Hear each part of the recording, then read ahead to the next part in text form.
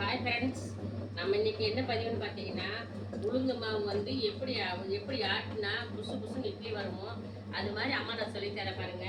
இருங்க, இட்லி மாவு வந்து இட்லி கிடைக்கும் போது உளுந்து மாவு வந்து பாருங்க,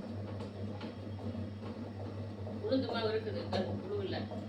அது மாதிரி நல்லா கொஞ்சம் கொஞ்சமாக தண்ணி தெளித்து ஆட்டி எடுக்கணும். அப்புறம் நல்லா அரைச்சடிச்சாடு எப்படி பார்க்கணும்னா, இப்படி கையில் இருக்கிற மாவை இப்படி ஒழுங்கு பண்ணி பார்த்தப்போ இதில் புறனே இருக்கக்கூடாது, நல்லா நைஸ் ஆட்டி இருக்கணும். அப்படி இருக்கும்போது வரும், ஆட்டி இப்படி அள்ளும் போது வரும், வந்து மாதிரி வரணும். அது மாதிரி ஆட்டி உளுந்து மாவு ஆட்டி அரிசி மாவு ஆட்டி கலந்து உப்பு கலந்து வச்சிட்டிங்கன்னா காலையில் எழுந்திரிச்சு இட்லி சுட்டு வீட்டுக்காரருக்கு கறி குழம்பு வச்சு கொடுத்தா வீட்டுக்காரர் சாப்பிட்டுட்டு ஆகா கண்ணியை போடணுன்னு கொஞ்சம் உங்களே பிள்ளைங்களா அம்மா சொல்கிறேன் அது மாதிரி ஆட்டுங்க. ஆட்டி இட்லி ஊற்றி கூட வைங்க, சூப்பராக இருக்கும். அம்மா சொன்ன மாதிரி நீங்கள் ஆட்டினீங்கன்னா இட்லி நல்லா பந்து மாதிரி இருக்கும், இட்லி நல்லா இருக்கும்.